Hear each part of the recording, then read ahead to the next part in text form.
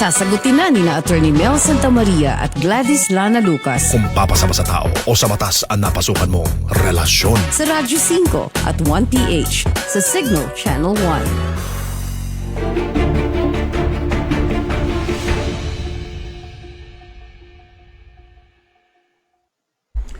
Mga kapatid, kaibigan, kababayan, magandang tanghali po sa inyong lahat. Alauna na naman at isang oras po tayo magsasama. Ito po ang inyong lingkod, si Dean Mel Santamaria, dito po sa inyong relasyon. How are all of you? Hello, Dean. Good Hello. afternoon. Yep. Ayan, binabati ko rin ho ang lahat ng mga nakikinig na sa ating programa sa Radyo 5 92.3 News FM. And of course, yung mga followers natin sa Facebook live streaming natin, no? Yep. I-like lang ho ninyo ang aming official Facebook page na Radyo 5 92.3 News FM. Ayan, i-like. And pwede na rin ho ninyong i-share ang ating live streaming ngayon para mas maraming makapanood sa ating programa. At malay ninyo, yung binating yung kamag-anak, babatiin natin mamaya, marinig ang greetings na yan. So how are you, Dean? Today is the first day of the month of July. Muy bien, muy bien, señora Gladys, muy bien. Yo tengo gana muy bien. Sí! That's all I can say. Sí! I'm very good. Senyor, Even though I am inside, kanina kasi medyo nakalabas ako. Kasi pumunta ako sa bangko, meron akong inasikaso doon at nakita ko yung mga tao doon at siyempre nagkamustahan kung ano na ang nangyayari sa buhay. Okay naman, patuloy lang.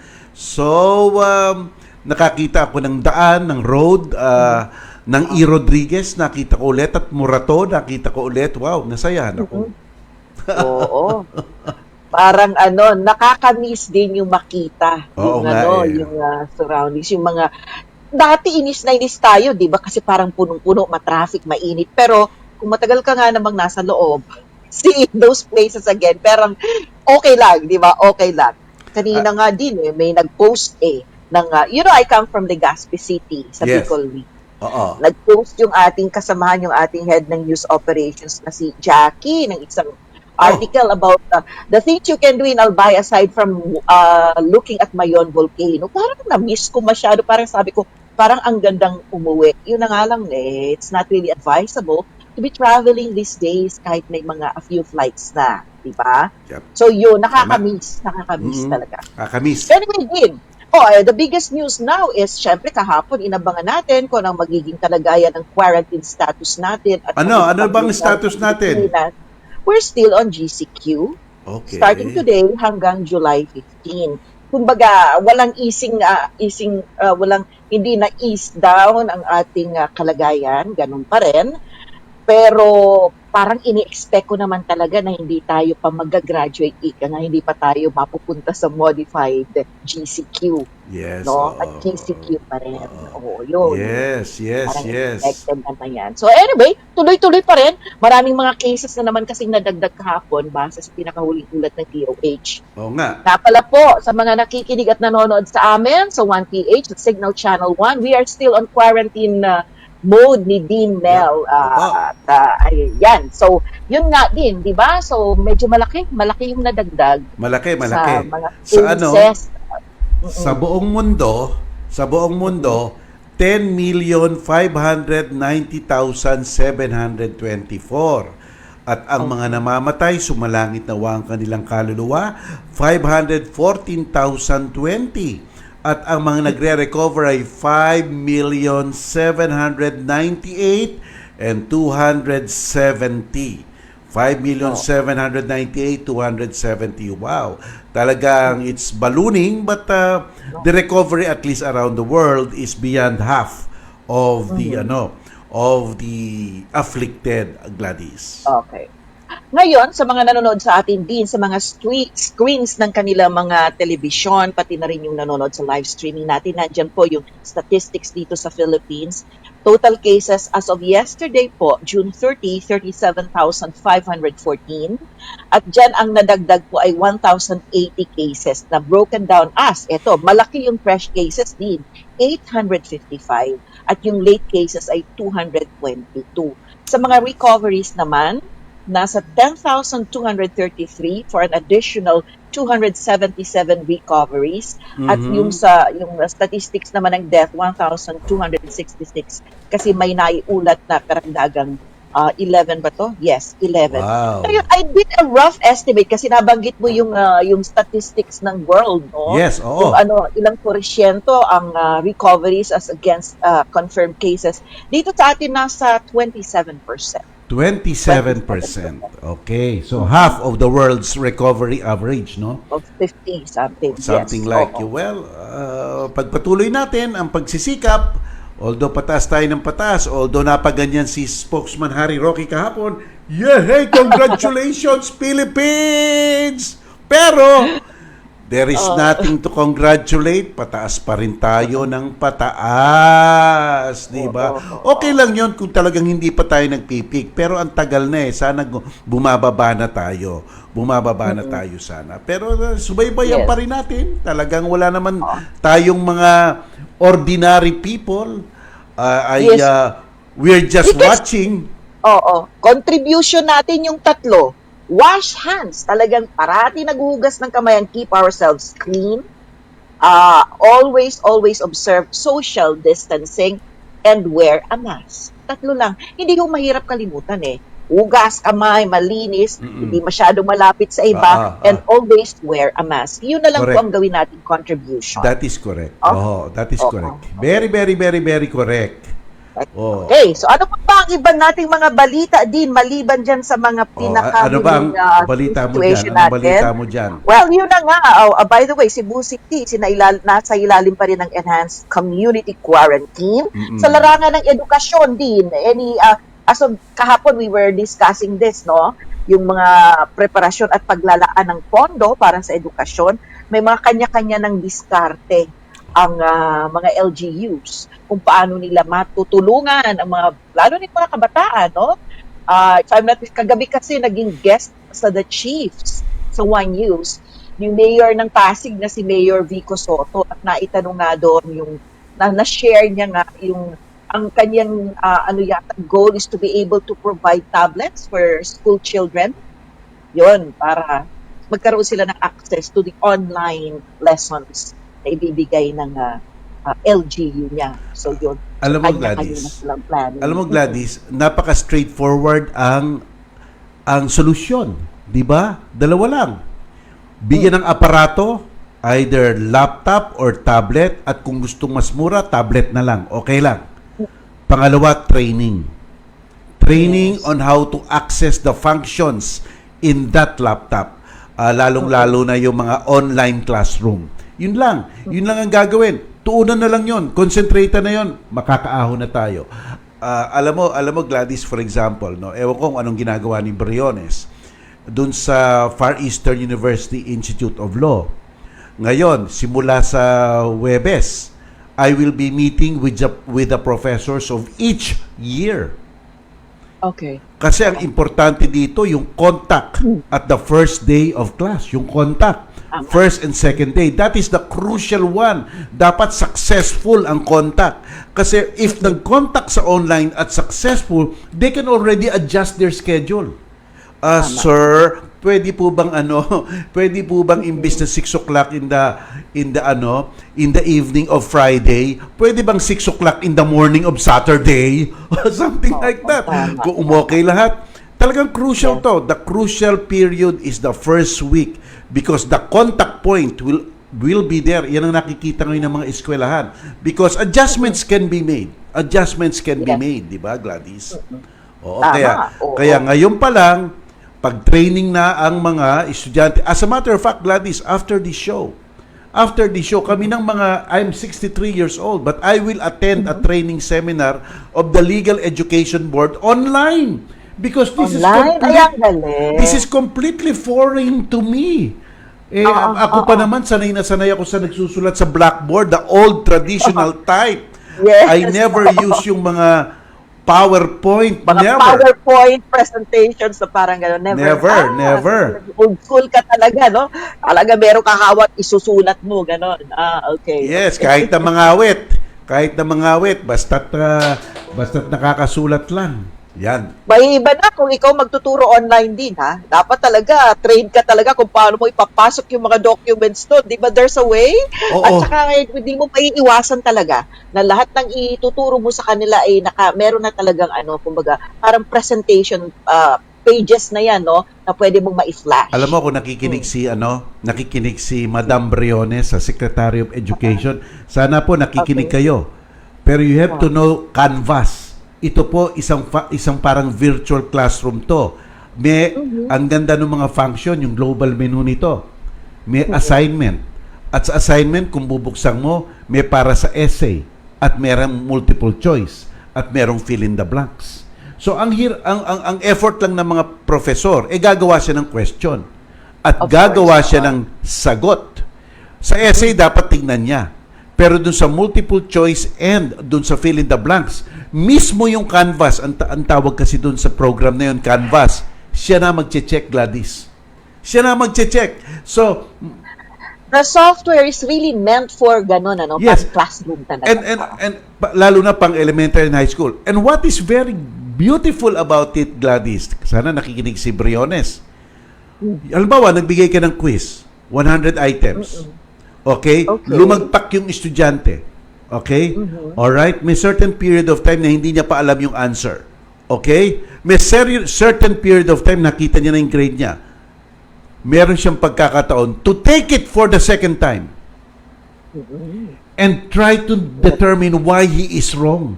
Alam mo yon, hanggat nag-i-improve ka na nag-i-improve, nakukuha mo na nagiging 100 ka. It's a very progressive program, kaya I hope but Gladys, kaya lang yung mga teacher must get into a webinar to be able to learn everything. It's not really nakaka-overwhelm, but it's good kung Yes. Kita mo naman din, iba na talaga ang mundo. Meron na coin talagang term na webinar. O, diba? Sino makakala? Siguro 10 years ago, what's that? Anong webinar, di ba? Webinar. But everybody knows what a webinar is nowadays. Nung nagka-college ako, there was no such thing as password.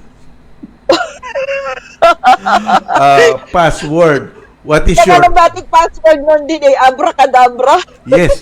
What is your username? Oo, yeah. What is your handle? What is your handle? Handle? This is my handle. No, I mean handle in the tweet. Sobra talaga. At yung mga virtual na yan. Yes. Webinar. Alam mo, ako bumili na nga ako ng whiteboard kasi I cannot still I will navigate the canvas, but unti-unti. Pero bumili ako ng white blackboard. Minsan papakita ko an eraser, ano pa rin. Halimbawa, estudyante kita, you will see me writing in the blackboard pa rin sa online.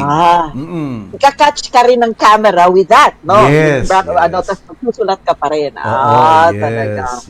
As a matter of fact, my wife kanina si Ampi had online class on gender studies, and nanonood ako. Ang ganda-ganda, may PowerPoint, may ganyan, lumalabas, etc. Things like that. So, nagagawa na talaga. Ayan. Oo nga, oo. Very exciting. And it's going to be very exciting also for grade school teachers na mag-handle ng classes na online. Matututo na sila ngayon mag-prepare ng lesson plans na iba, di ba? Kasi iba talaga yung kaharap mo yung bata, di ba? Ito, kasi pagkaharap, face-to-face, mabilis ang feedback. Nalalaman ng teacher if the student is not paying attention. So, makukorek niya ang sarili niya right there and then, on the spot. Pero ito, na parang halos you're there, na binibigay mo, hindi mo alam kung anong reaksyon ng mga naka-online at nanonood sa'yo, di ba? So, dapat talagang magaling gumawa ng module na talagang makakatch mga attention nila. Hindi, kasi may mga distractions pa naman yan din, di ba? Hindi sila contained sa isang space or area na napomonitor. Kung ako elementary teacher, at nasa harap ko na ang mga estudyante, sasabihin ko, ngayon matututo kayo ng computer. Diba? Ganyan, gagawin mong as interesting as possible. As possible. Very interesting. Remember, sa ating mga matatanda, ewan ko sa mga bata, ang sabi nila, ang attention span sa isang classroom online is only 20 minutes. Remember, 20 minutes an active attention span time, no? So, so dapat you have to come up with creative things to para pagganahin ang isip ng tao. Yes, tama. Okay, so yan ang challenge sa mga educators. Anyway, let's pray na din. Nakikita ko, it's time for us to pray before we start with yung ating relasyon. Panginoon, nagpapasalamat po kami at nakarating kami ngayong araw ng Miyerkules. At sana po patuloy nyo kaming patnubayan at biyayaan ng magandang pag-uunawa ng mga tanong, maayos na pananalita, at malinaw na pagpapaliwanag sa mga gabay naming ihahatid sa kanila upang magkaroon talaga sila ng direksyon sa pagreresolba ng kanilang samot-samot at nasuliranin at problema sa buhay. Mga pagkakataon pong ito hindi namin magagampan kung hindi po dahil sa inyo. Kaya nga po't iniaalay namin ang lahat para sa inyong ikabubunyi. Amen. Amen. Muli, good afternoon sa inyong lahat. Lalo na po sa mga may mga pagbati na ako kasi nababasa dito, no? Yep. Online. Yep. Okay, so ipamalita ho ninyo, you can also watch Relasyon Monday to Friday mula 1:00 ng hapon hanggang 2:00 po via our Facebook page, Radio 5 92.3 News FM. I-like lang ho ninyo yon at mga programa po ng Radio 5 on live streaming ay mapapanood ninyo in the comfort of your home. Nahawak lang ninyo ang inyong mga gadget. Yan. Yes. Okay. Yes. So anyway, yan, start na tayo din with our word of the day. Yan. Layon ng programang relasyon na makapagbigay ng payo na naaayon sa batas. Para higit na maliwanagan sa terminong legal, narito ang ating word of the day. Yan. Ang ating word of the day ngayon ay tungkol sa litigasyon. Affirmative defense. So iba-iba pala ang depensa, no? Merong isa talagang outright defense, pero ito affirmative defense. Anong ibig sabihin ng depensang afirmatiba? Affirmative defense. Ang ibig sabihin po nito, yung akusado, sinasabi niya dun sa nag-uusig sa kanila, o sige, aaminin ko na lahat. Aaminin ko na lahat yung ebidensya nyo. Totoo yan, walang problema yan. Approve na approve. Kaya lang, kahit na examinin ang ebidensyang inalaan laban sa akin, ang kinalalabasan, wala pa rin kaso. Wala pa rin kaso. Ibig sabihin, I can hypothetically admit everything you say, everything you present, everything you do, but the ultimate end is, despite the admission, wala rin case. Wala rin case. Nagawa ba ito? May gumagawa dito? Yes. Kaya kaya may mga tinatawag na demurrer to evidence. Okay? Kasi di ba Gladys, dalawang panig yan sa kaso. Isang nag-uusig, isang nagdedepensa.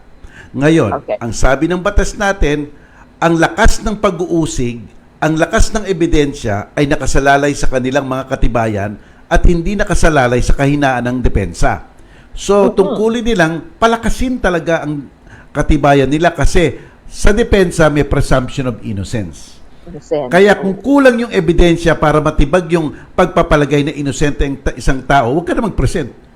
Diba? Kung kulang naman sayang lang ang oras, pero syempre you weigh the situation. So iyon, pwedeng sabihin ng akusado, teka, kahit na aminin ko lahat yan, wala pa rin kaso Halimbawa, Gladys, halimbawa, bouncing check law, ito yung parati natin pinag-uusapan. Sa bouncing check law, 4 ang requirements. Inisyu mo ang cheque, yung cheque, inisyu mo kasi may kapalit yon for account, hindi libre, hindi donasyon, for account. At tumalbog ang cheque, at etong pang-4, nag-demand letter ka sa nag-issue ng cheque para pagbigyan mo siya ng isa pang beses para makapagbayad. Okay. Okay, yan. Demand letter. Yeah. So, okay. Nag-issue ako ng cheque. Ikaw ang in-issuean ko ng cheque. Unang-una, kaya ako nag-issue ng cheque kasi may utang ako sa'yo. Yon. Okay? Issue ng cheque for account, hindi donasyon kasi may utang ako sa'yo at tumalbog. Aha. So, dinimanda mo ko kasi tumalbog ang cheque under the bouncing check law. So, dinimanda na ako. Pinresenta mo yung kontrata natin ng pag-uutang, pinresenta mo yung hindi ako nagbayad, at pinresenta mo yung cheque na nakalagay sa likod, DAIF. No fund. No funds, insufficiency of fund. Deposit, insufficiency of funds, DAIF. Okay. Okay, tumalbog ang cheque, pero may nakalimutan kang isang isang elemento. Isang requirement. Yung Ito yung pang-apat. demand letter. Na sinisingil mo ulit ako na nag-issue ng cheque kasi gusto mo akong pagbigyan na maigod ko ang aking utang. Kung hindi mo ginawa yung pang-apat na yun, aminin mo man yan tatlo, wala pa ring kaso. Ang sama, tumalbog na ang cheque. Naloko ko na ikaw. Pero wala kang demand letter, hindi papasok sa batas pambansa bilang 22.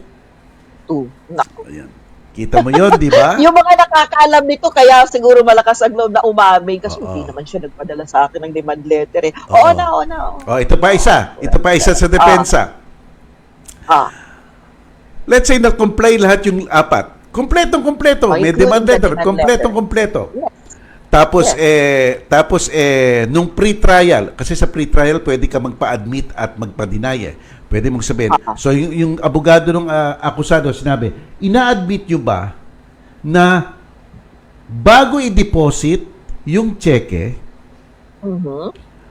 naabisuhan muna nung nag-issue ng cheque na wag munang deposit kasi walang pondo?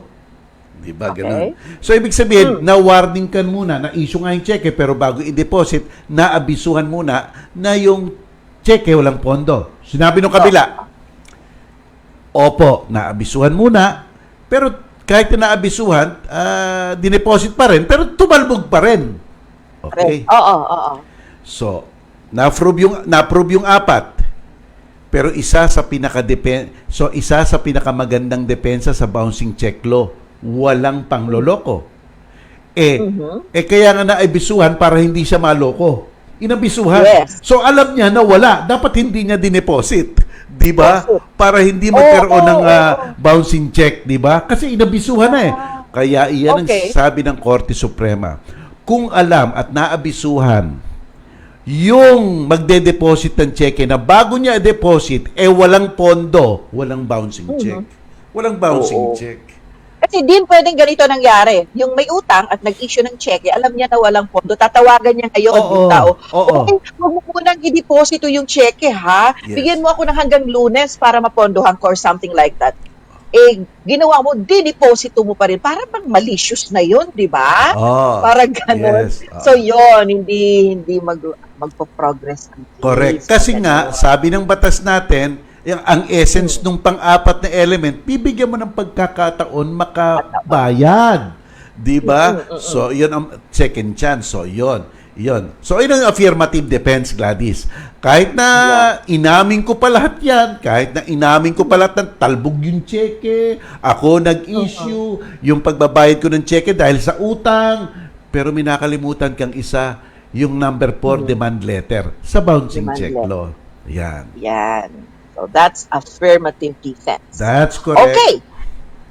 So, ngayon naman po, pwede na kayong mag-post ng inyong mga questions. Yung mga hindi pa po nagpo-post, magsisimula na ang ating Q&A. Ang programang ito ay bukas sa pagbibigay daan sa paglalahad ng inyong mga problemang pangrelasyon. Mangyari lamang tumawag, sumulat, o kaya naman kapatid, mag-FB message na. Okay, mga kapatid. Okay. Balik na kaagad kami. Ang bilis. Ang bilis namin. Okay.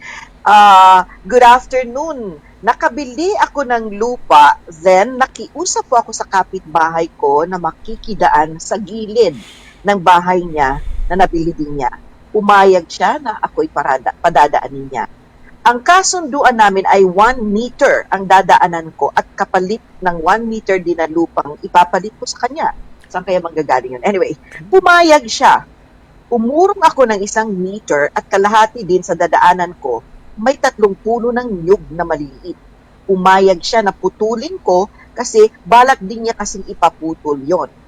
Okay na lahat ng usap namin ng asawa niya at wife niya. Ngayon, pinaayos ko na ang daan, pinatambakan ko na ang lupa dahil nagbayad na ako.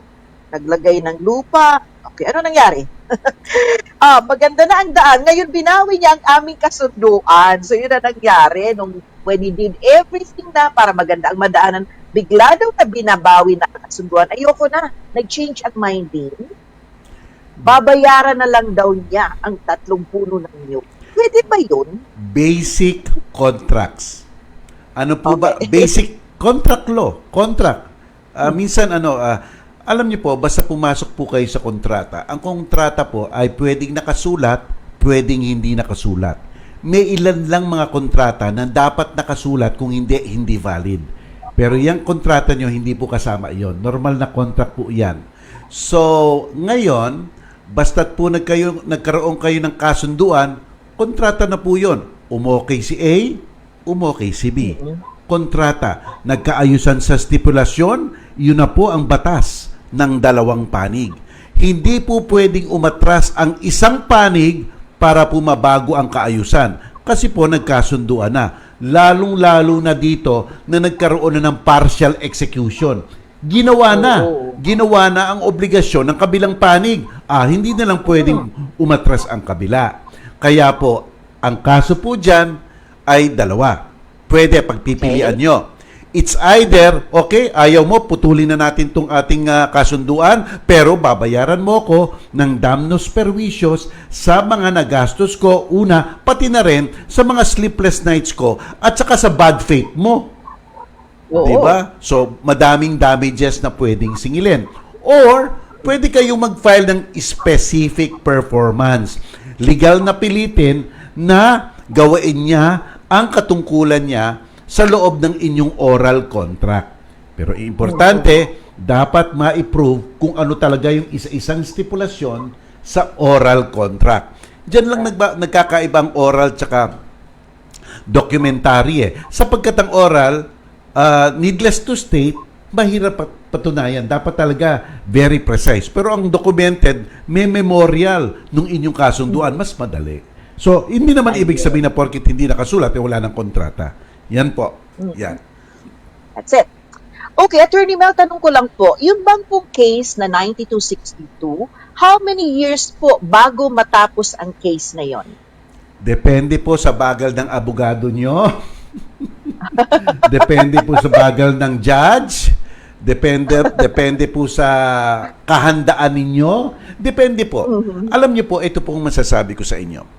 Bago po magsimula ang kaso, may tinatawag po na preliminary conference. Halimbawa po, nasa korte na pinag-uusapan ko po yung nasa korte na. May preliminary conference po or sometimes you call that pre-trial. Ano pong nangyayari dun sa pre-trial? Isa po yan na parang meeting ng judge, ng mga litigante, at ng mga abogado. Sinisimplify po nila ang issue. Kung pwedeng umamin sa isang bagay, aaminin na para hindi na magpepresenta ng ebidensya. At eto pa, sa bandang huli po ng mga inyong mga nagawa ang adjustment dun sa kaso, tatanungin na ng judge, ikaw, Mr. A, ilang hearings ang gusto mo? Ako po, 4. Ikaw, Mr. B, ilang hearings ang gusto mo para presenta mo ebidensya mo? Ako rin po, 4. O sige, ano ang mga dates mo? At ikaw, ano ang mga dates mo? Di maayos na. May table of contents ka na. Ang tawag doon, pre-trial order. Kaya nakikita mo, kung smooth talagang paghahandaan nyo yung dates na napagkasunduan na, alam mo kung kailan matatapos. Pero kung darating yung hearing date, let's say March 5, tapos nung March 5, sabi ng abogado mo, pakisabi sa judge, sakit ng tiyan ko, di ako makapunta, postponed. Di ba? Yeah. So, ang mahalaga, magkakaroon kayo ng pre-trial order na meron ng table of contents, ika nga, at alam mo na kung kailan yung mga hearing dates, at alam mo rin kung kailan ka maghahanda kasi ipepresenta ka at alam mo rin yung kabila. Kaya kung smoothly lang na mangyayari iyon, alam mo rin kung kailan matatapos. At kung tapos na ang bista, ang West merong 90 days to come up with a decision. Ayun. Okay. Yeah. Good afternoon, Attorney Mel. Pinamanahan po ako ng mga magulang ko ng lupa noong 1979. Ikinasal po ako at ginawa ng papa ko ng deed of sale yung pinamana niya sa akin. Pero wala naman pong bayaran nangyari. Gawa lang ng papa ko para kaunti lang daw ang bayaran na buwis. Nakalagay doon, pangalan ko at married sa asawa to my wife. Okay? Ang tanong ko po, conjugal property po ba ang lupa na pinamana ng mga magulang ko? Salamat po. Sana'y mabasa ninyo ang tanong ko. Okay. Number Pinamana pero actually binigay na buhay pa si tatay at pinalabas na benta, may deed of sale na hindi naman talaga nagkaroon ng bayan. Okay, very good. Okay. So, unang-una, ang taong buhay hindi pwede makapagpamana. Buhay pa siya. Yes. So, pinagpapalagay ko na patay na ang tatay mo. So, Okay. so papaanong nabigay sa'yo? Bunong buhay ang tatay mo. So, ang ginawa, naggumawa ng isang dokumento na sinasabi niyang deed of sale at pagkatapos pinalabas na ikaw ang buyer pero wala naman talagang nagpalitan na pera. Kung baga it was clearly a donation na ang pinalabas lang sa dokumento ay deed of sale. Okay. Yes. So ang unang tanong ko dyan, kailan ginawa ang donasyon o ang deed of sale? Okay. Ligay natin sa wasto muna. Sa wasto muna, ha? Kung ang donation, kung ikaw ay kinasal after August 3, 1988, at wala kang prenuptial agreement, ang batas ay magbibigay sa iyo ng kaayusan ng propriedad. Ang tawag dito, absolute community of property. Ito na, makinig kang mabuti. Kung ang donasyon, pagpalagay na natin donasyon, kung ang donasyon ay binigay sa iyo bago ka ikasal, after August, let's say yung kasal nyo was after August of 1988, kung binigay sa iyo ang donasyon before ka ikasal, edi single ka pa, edi iyo na yon.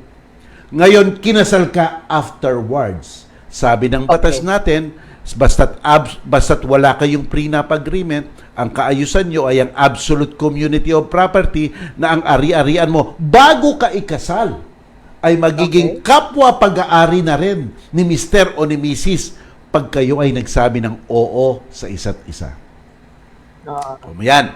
Pero kung ang donasyon sa iyo ay binigay habang kayo ay kasal, kinasal kayo tapos nag-donate sa iyo, iyo lang yan. Kahit na nakaligay dyan, ex-married to wife, iyo lang yan. Okay, ngayon, punta na tayo sa komplikasyon na sinasabi mo. At least alam mo na, di ba? Ang komplikasyon na sinasabi mo, nag-falsify. Nag-falsify ng isang dokumento na pinalabas na sale, pero hindi naman talaga sale. Donasyon. Di ba? Yes. So, pero ito ang problema dyan. Kung nag-away na kayo ng iyong ang problema dyan, Gladys, if during the marriage, unahin muna natin during the marriage, kung ang lumalabas sa dokumento ay isang deed of sale, ipagpapalagay muna ng batas na iyan ay community property. Kasi, nung kasal, binigyan ang lumabas sa dokumento, binigyan ng pinagbili ang isang lupa. Kaya, ang pasanin mo, kung sinasabi mong donasyon, patunayan na hindi totoo yung nakalagay doon sa deed of sale, pero mahirap yon. Pero talagang dapat malaki, magandang ebidensya mo. Ngayon naman, kung iyon ay pinalabas na deed of sale bago ikasal, whether donation yon or deed of sale, bago ka ikasal, iyon na yon bago ka ikasal. Kaya nung kinasal kayo, kapwa may-ari na kayo. Ayun. Diba? Okay. So, ang importante lang dito yung during the marriage. Iyon talaga, papatunayan mo na yun talaga ay donasyon. Pero, paano mapapatunayan? Pero mahirap yon. Kaya dapat kumuha ka ng abogadong magaling kasi kung donasyon yan, talagang dapat sa iyo lang yon kung binigay habang kayo ay kasal. Pero siyempre, yung kabila sasabihin, hindi, deed of sale Tibagin nyo muna kung anong nakalagay sa dokumento. Ayun. Oo. Parang namalita kasi kinasal muna sila, tapos binigay daw yung deed of sale ng tatay niya a few years after they got married. So, ibig sabihin, parang ang lumalabas, pinagbili habang sila ay kasal. Yes, yes. Naku, talagang baka ang lumabas dyan. Pero may pag-asa pa yan. Kaya lang mahirap lang. May pag-asa pa lang. Kasi ang pagpapalagay ng batas, kung anong nandun sa dokumentong lumalabas sa mga ahensya ng gobyerno, let's say deed of sale, yun ang totoo. Kaya pasanin mong sabihin na hindi talaga deed of sale yan, deed of donation yan. Yun. Yun na nga. Okay. Eto, Attorney Mel, tanong ko lang po, may limit po ba ang pera sa bangko at ilang taon bago ito'y mapunta sa government kapag hindi ito na-withdraw? Okay, okay. Wala pong limit. Ang gusto ng the bank is in the business of making money. So, ibig sabihin, hanggang kailan po, hanggang milyon-milyon, bilyon-bilyon, magugustuhan kayo ng bangko doon kung nagde-deposit kayo. Ngayon yung tinatawag nyo po yung kailan nagiging dormant. Ano po? Yung ibig sabihin, pagkatapos ng dormancy po, maaring ang gobyerno mag-apply para i-escheat kunin ng gobyerno kasi parang na-abandono na yung deposit. Yes. Kung hindi po ako nagkakamali, pero baka po kasi bago na bago na. Let's say, baka lang. Baka mga 5-6 years. Kasi po dati nung amin noon 10 Gladys Pero ewan ko ngayon ata iniklihan. Pero isa-sharetuhin ko po muna yan. Titignan natin, tatanong natin. We will find out. Kasi minsan nagbabago-bago ang ang taning ika nga nung pagka-dormancy ng account. Pero alam niyo po ang isang bangkong alerto, yung isang bangkong alerto po, ina-alert na kayo mag-deposit ka na. Ayun. Oo nga. Kahit na 5 mag-deposit ka, gumalaw na 'yon. Gumalaw. Okay. And ibabalikan po namin ni Dean Mel Santa Maria ang ilang pang mga tanong dito sa ating Q&A. Pero oras na para kami naman po ay magpasalamat sa aming mga taga-suporta. We'll be back in a few minutes. Ang oras po natin, 1:35 ng hapon.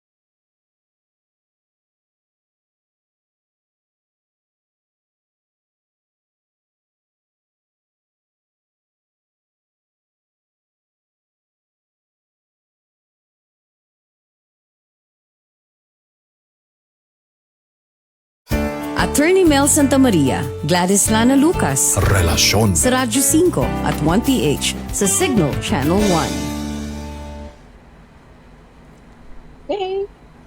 Nagbabalik po kami ni Gladys dito po sa ating programang Relasyon. Ito po ang inyong lingkod, si Dean Mel Santa Maria. Mag-aabiso lang ako, Gladys, doon po sa mga kapatid, kababayan natin na gustong mag-aral ng batas. Bukas pa po ang application, registration at enrollment process ng Far Eastern University Institute of Law. Wala po kaming entrance exam. Papag-submitin lang po namin kayo ng ilang mga dokumento at doon po namin babasihin ang pagtanggap sa inyo. At normally po, medyo liberal naman kami pero tinitignan pa rin po namin. At pagkatapos po, aabisuhan kayong madali para na nga po kayo ay makapag-enroll na. Ngayon, online po ang aming enrollment, no? Online at saka application registration online. Kaya po pwede niyo pong tawagan ang Siguro i-flash natin. Teka ha, baka nasa akin. Okay, pwede nyo pong tawagan ito. Si Miss Jen, 0945-6388-664. Si Miss Karen, 0919-9966029. At si Miss Neville, 0916-7561718. Yan po, nasa inyo pong mga telebisyon. At uulitin ko po doon sa mga nakikinig sa amin sa radyo, 0945-6388-664. Isa. Pangalawa, 0919-9966029. Pangatlo, 0916-7561718. Alam niyo po ba na kung kayo ay Latin Honors within the last 5 years, magna cum laude, summa cum laude, pwede rin po kayo mag-apply ng ang application sa amin for scholarship.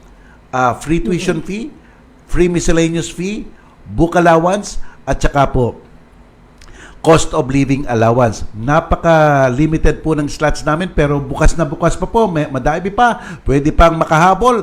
Kaya nga po, bilisan nyo na para po hindi kayo maabutan ng kota. Sa scholarship naman po, ang pwede nyong tawagan si Miss Phoebe, 0995-958-9556. Sir J, 0933-426-7741 at Sir Vince, 0935-6946-525. Yan po, ang ino-offer po namin ay Juris Doctor sa FEU, Far Eastern University Institute of Law, sa Senator Hill Puyat Avenue, corner Malugay Street, Makati, at the very center of Makati.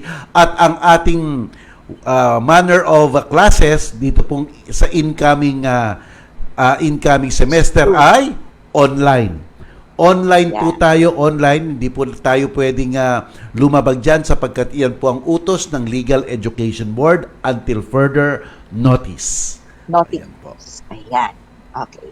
Oy, sabi ni Victoria Aranjuez, Dean. Good afternoon po, Dean Mel at Ma'am Gladys. Day off ko po ngayon. Kaya't naka-channel 1 po ako sa Signal.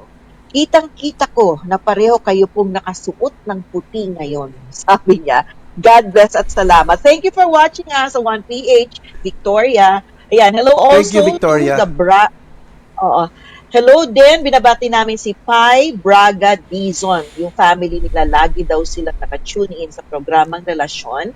At nanonood din sa atin din ng live ang mga taga-DPWH Region 4B. DPWH Region 4B. Okay, magandang tanghali po sa inyong lahat. Magandang hapon na pa. Okay, let's move on to our next question sa ating Q&A. Din, kasal ako sa ex-husband ko, tapos may isa po kaming anak at naghiwalay kami at parehas na kaming nagkaroon ng asawa at anak. Kaso po, nagpakasal siya sa iba habang kasal pa kami. Gusto ng asawa niya ngayon na ipawalang visa ang aming kasal. Hindi niya rin po nasusuportahan yung aming anak at pinaalis na sa bahay namin. May pwede po ba akong ikaso sa kanya kasi nagpakasal sila at pinabayaan din niya yung aming anak? Ang pwede niyo pong ikaso sa kanila ay bigamya. Kulong po iyan.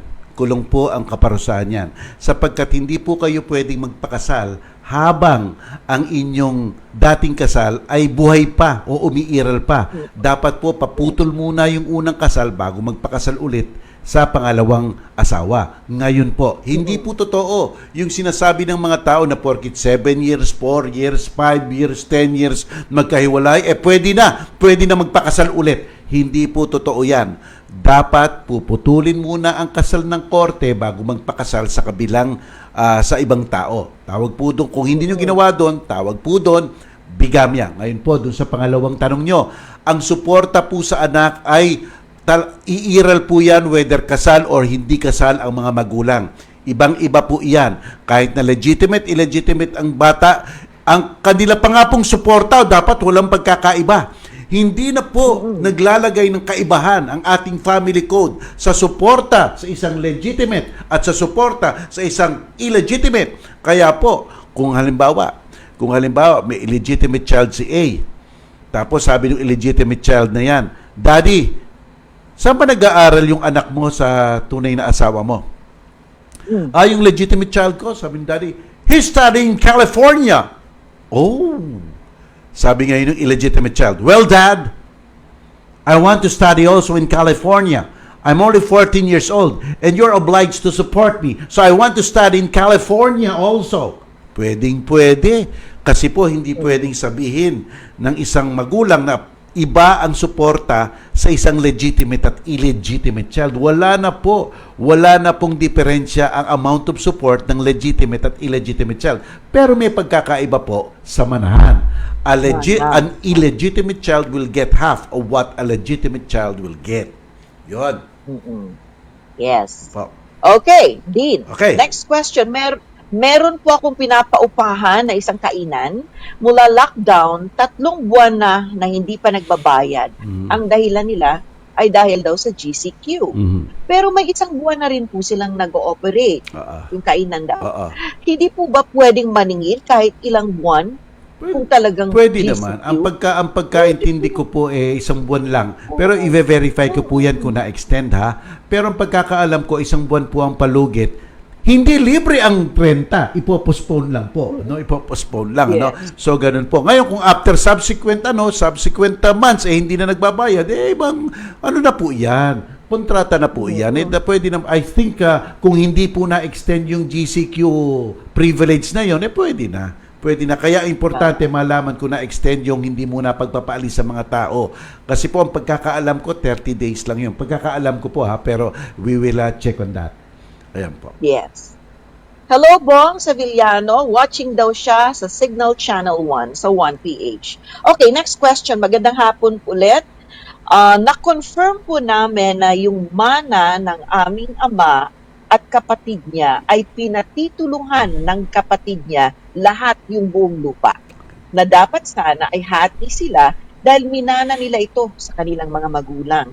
Ano po kayang gagawin namin para makuha namin ang kalahati na minana ng aming ama? Sa kanila na rin kasi ito, di ba? Mag-iimbestiga po muna kayo.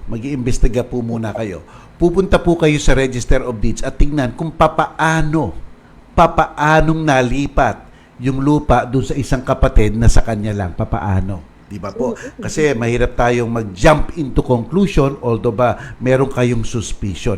Baka naman po kasi bago namatay yung si Lolo, napagbilan na doon sa pangatlo. Di ba po? At kung regular po yan na deed of sale, bago namatay si Lolo, dun sa pangatlo, talaga pong kanya po yon, deed of sale. Ngayon po, kung hindi naman po gano'n at talagang mana pa, po talaga dapat paghatian ng tatlo, let's say tatlo sila, hindi po maaari yung isa ang mangingibabaw doon. Kaya, yung kanya pong pagbebenta o pag-aako doon sa iba pang mana, pwede po talagang questionin yan. Kaya alam nyo po ba ang intestate proceedings? Gladys, ang intestate proceedings. Kasi po ang kaso ng manahan, ang tawag po doon, intestate proceedings. Okay? Ang mga magkakapatid na hindi nagkakasundo, pupunta sila sa korte, intestate proceeding. At ito po, walang taning iyon. Wala pong taning. Kaya pwede nyo pa pong i-file yan. Pero mag-ano po kayo ng abogado ha, para makita ng abogado kung ano mga papeles na nakita nyo, na-investigan nyo. Pero theoretically po, ang pagpa-file ng intestate proceeding, kaso ng manahan, wala pong taning. Kaya po, napapabalik yung mga kalupaan, kaya po napapakita kung anong mga transaksyon doon po sa loob ng kasong yun. Kaya subukan nyo po yan. Pero, all issues involving property and lands, maseselang na po yan. Kaya dapat kayong magagabayan ng isang abogado. Okay. Okay. Yan. Next question din. Mayroon kaming minanang lupa. Ang kaso po, wala itong right of way. Dahil nakulog daw ito ng isang subdivision. Okay. Gusto na namin pong ibenta ito, ngunit ayaw kaming bigyan ng right of way ng subdivision. Alright. Ano kaya daw ang pwede nilang gawin? Okay. Siguro, ayaw din mabili yun. Mahirap ibenta. Okay, okay. Tanda po natin, ang right of way po, pwedeng contractual at pwedeng legal. Ang contractual po, voluntary, pinagkakasunduan po yan ng mga dalawang panig po, kaya po ang mananaig dyan yung kanilang kontrata. Okay po? Alright? Pero meron pong tinatawag na legal right of way. Ito po yung parati naming napapag-usapan ni Gladys. Kung tunay po na ang lugar nyo walang lalabasan at walang papasukan, kundi doon sa subdivision na yon. Kung tunay po iyon, you could demand a right of way. Hindi po based on contract yan. It is based on law. Karapatan po ng isang nakulob na humingi ng lalabasan niya sa kanyang kapitbahay. Ayun po. Kaya you have to demand it kung ganyan ang tunay na nangyayari. Baka naman po may malalabasan kayong iba dyan. Sabi rin po kasi... Malayo lang. Oo. Sabi po kasi ng Korte Suprema, kahit nagaano kalayo, kahit nagaano ka-inconvenient, pero may nilalabasan palang ibang paraan, hindi po kayo mabibigyan ng legal right of way. Dapat po talaga, iyan lang ang means para kayo makapasok, para kayo makalabas. Ika nga. Okay. Pero, hindi libre. May bayad po mga right of way. You pay po yan. Hindi po. Kaya pag-uusapan po yan. Alright. Yes. Okay, ito din. Good afternoon po, Attorney Mel and Ma'am Gladys. May tanong lang po ako. Ano po kayang batas meron ngayon ang agrarian reform na pwede nang para daw mapasa kanila ang isang lupa na almost 50 years na raw nilang sinasaka din? Maigpit na daw kasi ang anak ng may-ari ng lupa. Alam nyo, ang lupa po ay may tinatawag na, ang lupa po natin lahat sa Pilipinas, nasa ilalim po ng tinatawag na torrent system. Na po, ha? Okay. Itong system po na to, ito po ang pinangangalagaan ng pag-aari ng isang tao. At ang ebidensya po ay yung tinatawag na Certificate of Title. Yung original Certificate of Title, at kung napasa na po yan, nagiging Transfer Certificate of Title. Iyan po ang sistema natin. Meron po tayong ebidensya na atin ang propriedad na ito. So, basta't po akin, kahit hindi ko po nabibisita iyan, ng 20, 25 years, pero nasa akin ang pag-aari at evidence pa ng torrent system natin ng mga titulo, hindi po matatanggal sa akin yan. At sapagkat po may-ari ako, kaya ko pong gawin ang lahat ng gusto kong gawin doon sa pag-aaring yon. Pwede ko pong paupahan, pwede ko pong pagbili, pwede ko pong ilagay sa isang usufructory, anti-crisis. Lahat po yan pwede kong gawin. Kaya lang po, minsan talaga, nagkakaroon ng limitasyon ang ating batas, yung mga social legislation po. Kaya papasok dyan yung CARP, yung mga ganon, yung mga binibigyan ang mga magsasaka. Particularly po mga magsasaka, binibigyan po ng karapatan makakuha ng a little portion of that land. Pero generally, kung ang land ay beyond 7 hectares. Pero kung mga 5 and below, pwede pa. Bibigyan lang ng disturbance compensation yung mga tenant doon. Kaya nahandyan po ngayon ang sitwasyon nyo. Tingnan nyo kung nahandyan po, kung nasaan po kayo dyan, di ba po? Hindi po kasi automatic na nagkakaroon ng isang tenant, ng isang, ibig sabihin, karapatan na at least mapunta sa kanila ang particular portion ng pag-aari ng may-ari. Okay, that's what. Ngayon po, para po masyerto ang inyong karapatan dyan, kasi po, maselang to eh. Kaya nga po, ang Department of Agrarian Reform, sa bawat munisipyo po, meron pong tinatawag dyan na Municipal Agrarian Reform Officer, MARO. Yan po. Pupunta po kayo ngayon dyan. Kung sa tingin nyo, meron kayong right, pupunta po kayo sa MARO para po patawag yung may-ari. At dyan po magkakaalaman kung meron nga kayong right o wala. Okay, yan po. Okay. I think this should be our last question for the day. Nakikita ko. Tingnan natin. Ako po ay may dating ka-live-in partner. Itong tanong niya. Siya po ay pumanaw na. 5 years po kaming nag-live-in. Pareho kaming byudo at byuda sa 5 years naming pagsasama. May naipundar po kaming konting gamit. Nakabili din kami ng lupa. Ang problema ko po sa ngayon, attorney, ay kinukuha po ng mga anak niya ang mga naipundar namin. Ngayong patay na ang ka-live-in ko. Ano po ang pwede kong gawin, attorney? Salamat at sana po'y maliwanagan. Okay. Meron tayong tinatawag na Article 147 sa ating Family Code. Ano po ang nakalagay dyan? Kung ang dalawang tao ay nagkaka-live-in lamang, pero wala naman silang problemang magpakasal. Ibig sabihin ayaw lang nilang magpakasal. Hindi naman sila magpinsan. Hindi naman sila underage. Talagang okay lang sila magpakasal. Kaya lang ayaw lang nila magpakasal. Byuda, okay na okay. 'Di ba? Pwede naman, 'di ba? Okay, at nagsama live-in. Binibigyan po ng kaayusan ng pag-aari ng Article 147. At ang kaayusan pong iyon ay ang tinatawag na special co-ownership. Magiging kapwa may-ari po sila sa napupundar nila habang sila ay magkasama during their cohabitation. At napakaganda pa nga po ng 147 kasi po wala naman silang bahid para magpakasal. Yung isa pwedeng mag-contribute ng bagay-bagay at yung isa pwedeng mamahala lang at mga siwa ng kanilang pamamahay. Enough po yan para hatiin sa gitna. Magkaroon ng half-half interest ang dalawang panig. Kaya yan po ang tandaan ninyo. Kaya ang importante dito, malaman kung ano ang napundar habang sila ay nagsasama sapagkat kung pumapasok po kayo sa 147, siguradong may interest kayo. Ayan. Yan, tandaan. Article 147. 147 of the Family Code. Yes. Oo. Kaya ako inulit kasi si Rene, yung isa sa ating followers, nanonood, talagang tinype niya na, tandaan natin, Article 147, kasi nakikinig talaga siya. Nakafocus. Thank you very much sa small community ng Radyo 5 sa programang Relasyon po, na tuwing kami ay nagbo-broadcast ni Dinmel ay nandyan at nagkukumustahan din sila at nag-share din sila ng kanilang mga natututunan dito sa ating programa. Maraming salamat at sana hindi kayo po magsawa. Anyway, so that wraps up our day, Din. Ngayong unang araw ng buwan ng Hulyo, taong 2020. So sana po samahan nyo kami muli bukas. Huwebes na bukas.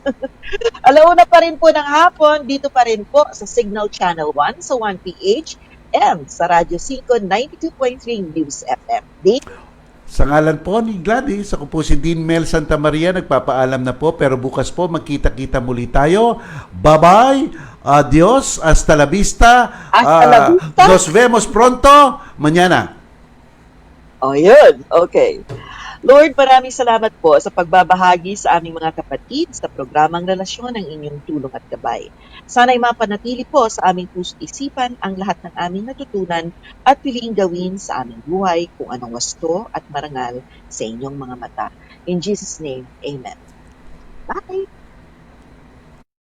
May pupuntahan pa ba o dapat lang tapusin na? Sinagot na ni na Attorney Mel Santa Maria at Gladys Lana Lucas ang mga tanong sa napasukan mong Relasyon sa Radyo 5 at 1PH sa Signal Channel 1.